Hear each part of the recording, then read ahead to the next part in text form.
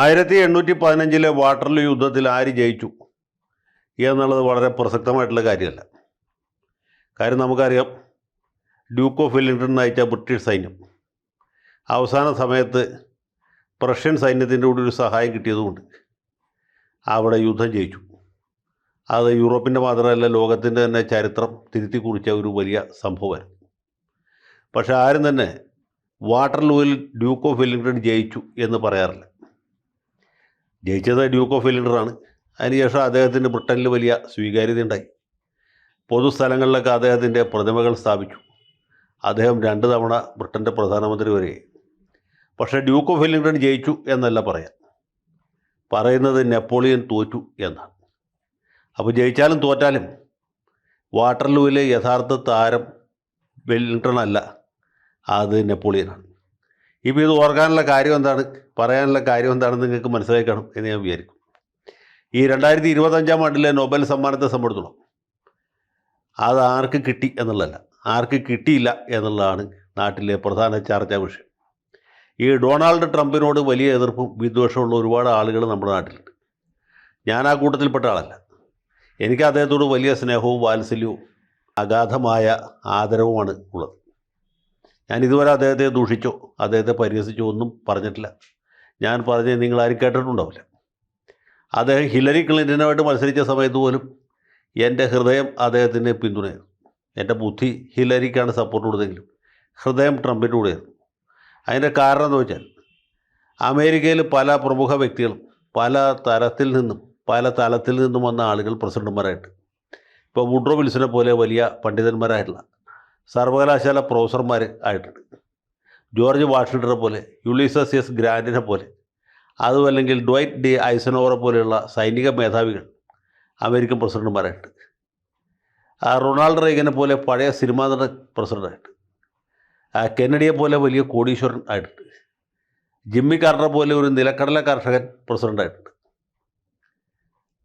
ഇങ്ങനെ പലരും ആ സ്ഥലത്ത് വന്നിട്ടുണ്ടെങ്കിലും അരക്കിറുക്കനായ ഒരാൾ അതിനു മുമ്പ് ഒരിക്കലും അമേരിക്കയിൽ പ്രസിഡൻ്റായിട്ടില്ല. അതുകൊണ്ട് ഒരു കിറുക്കൻ അമേരിക്കൻ പ്രസിഡൻ്റായാലും എങ്ങനെ ഇരിക്കും എന്നറിയാൻ വേണ്ടി വെറുതെ ഒരു ക്യൂരിയോസിറ്റി കൊണ്ടാണ്. എങ്കിൽ പോലും ഇദ്ദേഹം പ്രസിഡൻ്റ് ആകണം എന്ന് ആഗ്രഹിച്ച ആളാണ് ഞാൻ. പുള്ളി പ്രസിഡൻ്റായപ്പോൾ ഉള്ളുകൊണ്ട് സന്തോഷിച്ച ആളുമാണ്. ഇപ്പോഴും ആ സന്തോഷം എനിക്കുണ്ട്. ഈ കഴിഞ്ഞ തെരഞ്ഞെടുപ്പിലും മുമ്പത്തെ തെരഞ്ഞെടുപ്പിലും എൻ്റെ ഹൃദയം ട്രംപിനൊപ്പമായിരുന്നു. എനിക്കത് പറയാനായിട്ട് യാതൊരു മടിയുമില്ല, യാതൊരു നാണവുമില്ല, ഉളുപ്പുമില്ല. കാരണം ട്രംപിനെ പോലെ ട്രംപ് മാത്രമാണ്, ഇതിനു മുമ്പ് ഒരാളും ഉണ്ടായിട്ടില്ല.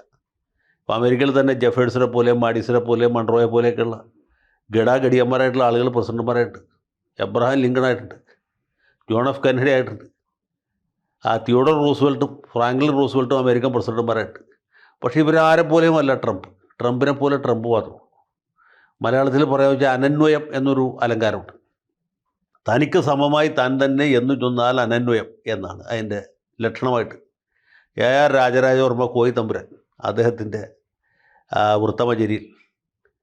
വൃത്തമഞ്ജരിയിലാണോ അല്ലെങ്കിൽ ഭാഷാഭൂഷണത്തിലായിരിക്കും അതിൽ പറഞ്ഞിട്ടുണ്ട് എന്നാണ് എൻ്റെ ഓർമ്മ. എവിടെയാണെങ്കിലും പുള്ളി പറഞ്ഞിട്ടുണ്ടെന്നുള്ള കാര്യം ഉറപ്പാണ്. ഏതായാലും അമേരിക്കയെ സംബന്ധിച്ചുള്ള ഒരു അനന്വയ അലങ്കാരമാണ് ഡൊണാൾഡ് ട്രംപ്. അദ്ദേഹം ജെഫേഴ്സനുമല്ല, മാഡിസനുമല്ല, അദ്ദേഹം തിയോഡർ റൂസ്വെൽട്ടുമല്ല, ഫ്രാങ്ക്ലിൻ റൂസ്വെൽട്ടുമല്ല, അദ്ദേഹം ജോൺ എഫ് കെന്നഡിയുമല്ല, ബറാക്ക് ഒബാമയുമല്ല. അദ്ദേഹം ഡൊണാൾഡ് ട്രംപാണ്. ട്രംപിനെ പോലെ ട്രംപ് മാത്രമേ ഉള്ളൂ. പിന്നെ ട്രംപ് ലോക സമാധാനത്തിന് വലിയ സംഭാവനകൾ നൽകിയിട്ടുള്ള ആളാണ്. അത് നമുക്കറിയാവുന്ന പോലെ പുള്ളിക്കും അറിയാം. പുള്ളിയുടെ മഹത്വത്തെപ്പറ്റി ഏറ്റവും ബോധ്യമുള്ള ആൾ, പുള്ളി എത്ര മിടുക്കനാണ് എന്ന് ബാക്കിയുള്ളവരെ ബോധ്യപ്പെടുത്താൻ ഏറ്റവും ത്വരയുള്ള ആൾ അത് അദ്ദേഹം തന്നെയാണ്. അദ്ദേഹത്തിൻ്റെ മഹത്വം നിങ്ങൾ അംഗീകരിച്ചാലും ഇല്ലെങ്കിലും അദ്ദേഹത്തിൻ്റെ മഹത്വത്തെക്കുറിച്ച് അദ്ദേഹത്തിന് തന്നെ നന്നായിട്ട് അറിയാം. അതുകൊണ്ടാണ് പുള്ളി സമാധാനത്തിലുള്ള നൊബേൽ സമ്മാനം കിട്ടണം എന്ന് ഉത്കടമായി ആഗ്രഹിച്ചത്.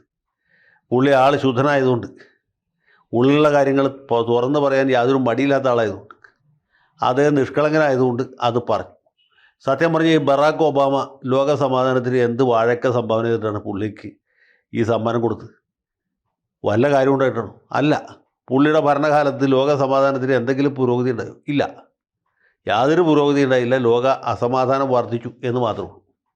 പക്ഷേ ട്രംപിൻ്റെ സ്ഥിതി അതാണോ? പുള്ളി ഇന്ത്യ പാകിസ്ഥാനും തമ്മിലുള്ള പ്രശ്നങ്ങൾ പറഞ്ഞ് സലാമത്താക്കി. ഇന്ത്യക്കാരും പാകിസ്ഥാൻകാരും അംഗീകരിക്കില്ല, എങ്കിൽ പോലും പുള്ളിക്കറിയാം. അത് കഴിഞ്ഞതേ അറബ് ഇസ്രായേൽ പ്രശ്നം എത്ര കൊല്ലമായിട്ട് നടക്കുന്നതാണ്. പുള്ളി ഒരു ഒറ്റ അന്ത്യശാസനം കൊടുത്തപ്പോൾ ഇസ്രായേലും വഴങ്ങി, ഹമാസും വഴങ്ങി. അതാണ് ട്രംപ്. ഇനിയിപ്പോൾ ബാക്കിയുള്ളത് ഒരേ ഒരു സംഗതിയാണ്. അത് യുക്രൈനും റഷ്യയും തമ്മിലുള്ള യുദ്ധമാണ്. പുള്ളി ഈ വർഷം അല്ലെങ്കിൽ അടുത്ത വർഷം അത് ഉത്തീർപ്പാക്കും. ഇതൊക്കെ കഴിഞ്ഞാലും നൊബേൽ സമാധാന കമ്മിറ്റിക്കാർ ഇദ്ദേഹത്തിൻ്റെ മഹത്വം അംഗീകരിക്കില്ല എന്ന് വെച്ചാൽ നമുക്ക് എന്ത് ചെയ്യാൻ പറ്റും? അവർ വെനിസ്വേലയിലോ എങ്ങനെയുള്ള ഒരു പ്രതിപക്ഷ നേതാവിനെയാണ് ഇതിൻ്റെ തെരഞ്ഞെടുത്തത്. ആ നൊബേൽ സമ്മാനം കിട്ടുന്ന 20ാമത്തെ വനിതയാണ് ഈ മഹതി എന്ന് പറയും. അപ്പോൾ 2025 നൊബേൽ സമ്മാനം മറിയ കൊറീന മച്ചാഡോയ്ക്ക് കിട്ടി എന്നാണോ നമ്മൾ പറയേണ്ടത്, അതോ ഡൊണാൾഡ് ട്രംപിന് കിട്ടിയില്ല എന്നാണോ പറയേണ്ടത്? ഏതായാലും ട്രംപിന് കിട്ടിയില്ല എന്നുള്ളത് സത്യമാണ്. എന്ന് വെച്ചാൽ അദ്ദേഹം ലോക സമാധാനത്തിന് നൽകിയ സംഭാവനകൾ ആർക്കെങ്കിലും വിസ്മരിക്കാൻ പറ്റുമോ? അങ്ങനെ വിസ്മരിക്കുന്നതിൽ എന്തെങ്കിലും അർത്ഥമുണ്ടോ? ഈ നൊബേൽ സാഹിത്യ സമ്മാനം കൊടുക്കാൻ തുടങ്ങിയത് 1901 മറ്റോ ആണ്. 1910-11 വരെ ജീവിച്ചിരുന്ന ആളാണ് ലിയോ ടോൾസ്റ്റോയ്. ടോൾസ്റ്റോയ്ക്ക് ഒരു നൊബേൽ സമ്മാനം കൊടുക്കാനായിട്ട് ആ കമ്മിറ്റിക്കാർക്ക് പറ്റിയില്ല. അവർ 9 കൊല്ലം അല്ലെങ്കിൽ 10 കൊല്ലം വേറെ പല യോഗ്യന്മാരെ കണ്ടുപിടിച്ച് അവർക്ക് സമ്മാനം കൊടുത്തു. ഈ സമ്മാനിതരായ ആളുകളെ ആരെങ്കിലും ഇപ്പോൾ ഓർമ്മിക്കുന്നുണ്ടോ? ഒറ്റ ആൾ ഓർമ്മിക്കുന്നില്ല. അവരെ ഭാര്യയും പിള്ളേരും അല്ലെങ്കിൽ കുടുംബക്കാർ ചിലപ്പോൾ ഓർക്കണ്ടാവും, അല്ലാതെ ആരും ഓർമ്മിക്കത്തില്ല. പക്ഷേ ടോൾസ്റ്റോയുടെ സ്ഥിതി അതാണ്. ടോൾസ്റ്റോയ് ഇന്നും ലോകമെമ്പാടും ഓർമ്മിക്കപ്പെടും. അത് ടോൾസ്റ്റോയ്ക്ക് തുല്യമായിട്ട് ടോൾസ്റ്റോയ് മാത്രമേ. അതുപോലെ നമ്മുടെ മഹാത്മാഗാന്ധി, അദ്ദേഹത്തിൻ്റെ പേര് എത്ര തവണ ഇവർ പരിഗണിച്ചാണ്, ഒരു തവണ പോലും പുള്ളിക്ക് കൊടുത്തില്ല. ഇനി നൊബേൽ സമാധാന സമ്മാനം കിട്ടിയില്ല എന്നുള്ള കാരണത്താൽ മഹാത്മാഗാന്ധിക്ക് എന്തെങ്കിലും അപകർഷം സംഭവിച്ചു? അതും ഉണ്ടായിട്ടില്ല. അപ്പോൾ ടോൾസ്റ്റോയെ പോലെയാണ്, മഹാത്മാഗാന്ധിയെ പോലെയാണ്, അല്ലെങ്കിൽ അതിനേക്കാളും ഒരുപടി മുകളിൽ നിൽക്കുന്ന ആളാണ് ട്രംപ്. ട്രംപിന് ഇവൻ്റെ ഈ തൊലിഞ്ഞ സമ്മാനം കിട്ടിയില്ല എന്ന് വെച്ചാൽ പുള്ളിക്ക് പ്രത്യേകിച്ച് യാതൊരു അപകർഷവും സംഭവിക്കുന്നില്ല. അതുകൊണ്ട് പുള്ളിയുടെ പേരിന് എന്തെങ്കിലും കളങ്കം സംഭവിക്കും എന്ന് ഞാൻ കരുതുന്നില്ല. ഇനിയിപ്പോൾ കളങ്കം സംഭവിച്ചാലും അത് നമ്മളങ്ങ് സഹിച്ചു, അത്രേ ഉള്ളൂ.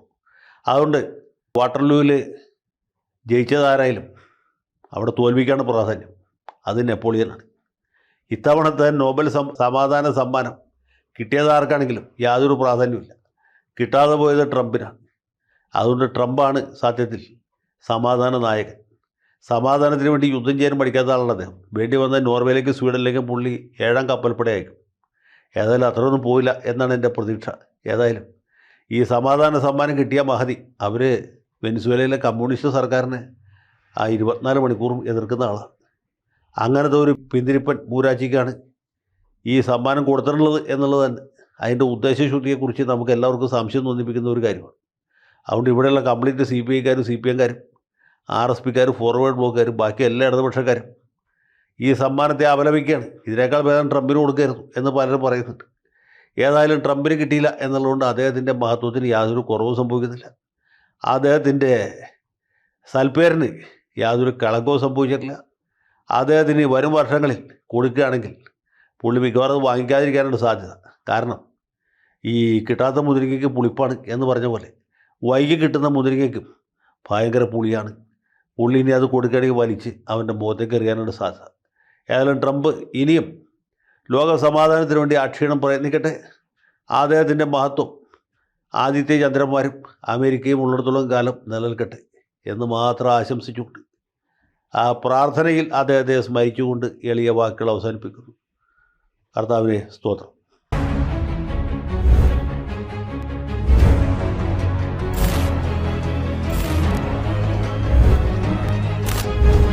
കൂടുതൽ വാർത്തകളും വിശേഷങ്ങളും നിങ്ങളിലേക്ക് എത്താൻ ABC മലയാളം സബ്സ്ക്രൈബ് ചെയ്യുക, ബെൽ ബട്ടണും അമർത്തുക.